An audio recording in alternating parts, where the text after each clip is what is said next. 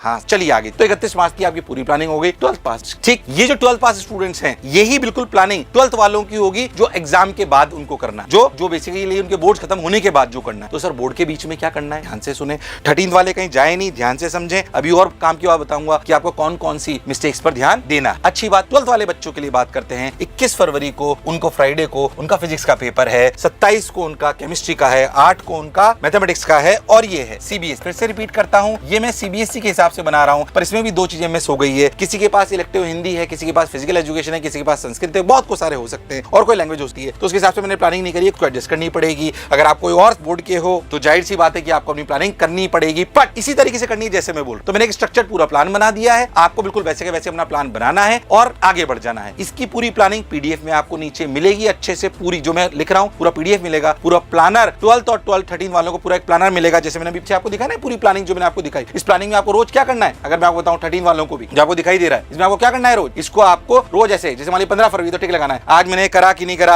आज मैंने करा कि नहीं करा, ऐसे टिक लगाना है। आज मैंने करा नहीं करा, ऐसे चार्ट बनाने के लिए दिया है मैंने। आप सोचो अगर ये जो आपके इतने सारे चार्ट हैं 45 इंटू 1 2 3 4 5, अगर ये अपन कर लेंगे तो सोच के देखो 235 टिक हैं ये। इस 235 टिक में से अगर आपने 200 भी लगा लिया आप सेट हो जाओ, अब पक्के से मतलब करिश्मा कर दोगे तुम लोग 110%। खैर आगे बढ़ते हैं, देखो भाई आगे चलते हैं। देखो तो अपन वो 12th की बात कर रहे थे, ये कैसे प्लानिंग करनी है मैंने आपको बताई। अब इनको कैसे प्लानिंग करनी चाहिए, सम 12th थ्योरी मटेरियल। पहली बात, थ्योरी मटेरियल आपको कैसे पढ़ना है, इसमें मुझे ज्यादा ज्ञान नहीं देना चाहिए। आपके पास एनसीईआरटी होगी, एनसीईआरटी से आप रिवीजन कर सकते हो। अदर मटेरियल आपके पास होगा, बहुत सारे एग्जाम क्रैकर्स आते हैं, बहुत सारी बुक्स आती हैं, उसको आप करना चाहो वो आप कर सकते हो। ये मैं 12th में ज्यादा नहीं देना चाहता हूँ। और अपने को करना क्या है, 6 hours plus 1 hour notes revision. ये मैं आपको अभी अगली कहानी में सुना दूंगा तो आपको समझ में आ जाएगा। ये सिर्फ मैंने एक स्ट्रक्चर्ड पीपीटी बनाने के लिए डाला है, देखो ध्यान से कैसे समझो अच्छे से। अच्छा इस पे ना एनसीईआरटी कैसे पढ़नी चाहिए, इस पे भी मैं एक अच्छी चीज बताऊंगा आप कैसे पढ़नी चाहिए, क्योंकि एनसीईआरटी आपको दोनों जो बोर्ड वाले ना उनके लिए दोनों इंपॉर्टेंट है, थ्योरी प्लस सवाल। क्योंकि केमिस्ट्री में स्पेशली थ्योरी तो आपके लिए बोर्ड के लिए इंपॉर्टेंट हो गई और सवाल आपके लिए किसके लिए इंपॉर्टेंट हो गए, सवाल आपके लिए जेईई मेन के लिए इंपॉर्टेंट हो गए। तो कैसे करना है वो भी मैं आपको बताऊंगा, ध्यान समझ। इधर देखो अब 15 फरवरी डेट, ये कैसे सुनो, 5 घंटे थ्योरी पढ़नी है किसकी, जैसे फिजिक्स का पेपर है कितनी तारीख 21 को, तो 15 तारीख से पढ़ना चालू करो और 5 आवर्स थ्योरी पढ़ो फिजिक्स बोर्ड के लिए। ये पढ़नी पड़ेगी भाई, बोर्ड के लिए पढ़िए, ठीक, बोर्ड के लिए 5 आवर्स थ्योरी पढ़िए, ठीक है सर पढ़नी है। अब जिस भी मटेरियल से आपको पढ़नी है पढ़ ली। 3 घंटे टेस्ट पेपर दीजिए बोर्ड का, बिल्कुल लिखने की प्रैक्टिस होगी, लिखने की प्रैक्टिस जरूरी है, नहीं तो नंबर नहीं आएंगे बच्चे। कई बार ऐसा होता है कि वो जेईई मेन में तो अच्छा कर लेते हैं, तुम्हारे लिए 75% लाना भी बहुत इंपॉर्टेंट है, पर वो लिखने की वजह से रह जाते हैं। हालांकि ऐसे केसेस कम होते हैं, ऐसा आपको डराया जाता है कई बार, बट ऐसे केसेस कम होते हैं। बट फिर भी लिखने की प्रैक्टिस आपकी अच्छी होनी चाहिए। तो लिखने के लिए आपको 3 घंटे पेपर देना है कंफर्म। जो थ्योरी पढ़ी उसी का पेपर दे लो, बहुत जगह अवेलेबल होते हैं, खूब आजकल गूगल पे सब कुछ अवेलेबल है। मेरे को इसका पेपर चाहिए बोर्ड का, इसका चाहिए, प्रीवियस ईयर चाहिए, ये चाहिए, जो चाहिए इकट्ठा कर लो, आगे बढ़ो, प्लानिंग करो। ये प्लानिंग तुम खुद करोगे, ठीक है सर। 1 आवर जेईई मेन की थ्योरी पढ़ोगे,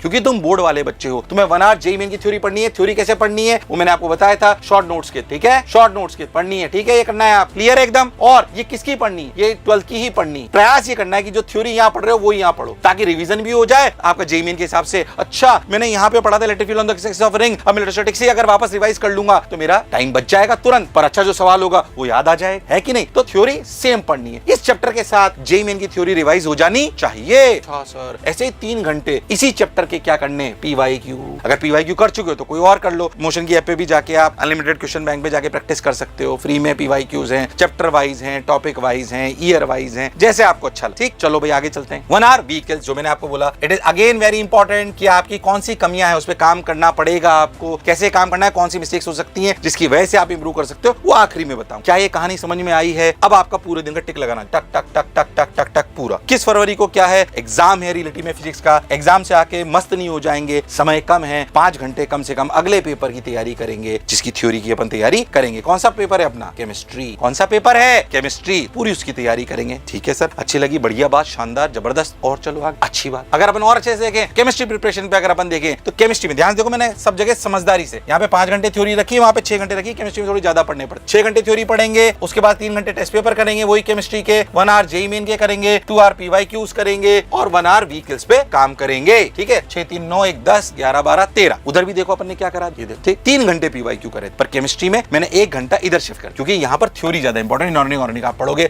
सेम थ्योरी वापस पढ़ेंगे, अपने को समझ में आता है, 1 आवर थ्योरी और उसी की अपन पीवाईक्यू या जो भी आपके पास मटेरियल है उसको करेंगे, और 1 घंटा स्किल्स पे काम करेंगे। ये अपना पेपर किसका हो गया भाई, 27 तारीख को पेपर हो गया अपना किसका, केमिस्ट्री का। उसके बाद 5 घंटे किसी थ्योरी पढ़ेंगे, मैथ की। मैथ्स में प्लानिंग अपनी और अलग होनी चाहिए, मैथ्स में ध्यान ध्यान से सुनो, सिर्फ 3 घंटे थ्योरी पढ़नी है रोज, इससे ज्यादा की जरूरत नहीं, क्योंकि मैथ्स में ज्यादा सवाल ही आते हैं। 3 घंटे भी ज्यादा है, जल्दी हो जाए तो सवाल कर। 3 घंटे टेस्ट पेपर करेंगे, अगेन इस पे सवाल ही करना है। उसके बाद 1 घंटे उसी थ्योरी का वापस रिपीट टेलीकास्ट, जेईई मेन की थ्योरी पढ़नी है। 4 घंटे पीवाईक्यू करने हैं, इसके पीवाईक्यू से बोर्ड में भी फायदा होगा, ठीक है। और तुम्हारे पास कोई बोर्ड की बेसिक बुक है, ये चैप्टर सारे सेम होने चाहिए, ध्यान समझो। 12th का तुम्हारा पूरा रिवीजन बोर्ड खत्म होते होते जेईई मेन का भी पूरा रिवीजन हो जाएगा, ध्यान से देखोगे, मतलब उसका जो भी बच रहा होगा सब हो जाएगा, है कि नहीं? हाँ, बात आपकी बिल्कुल सही है। 8 मार्च को आपका एग्जाम हो जाएगा किसका, उसके बाद 5 घंटे आप पढ़ोगे थ्योरी, क्योंकि आपका 11 मार्च को इंग्लिश का पेपर है। तो आप ये देखो 8, 9 और 10, 9th और 10th को आप दोनों दिन क्या पढ़ो, ओनली इंग्लिश।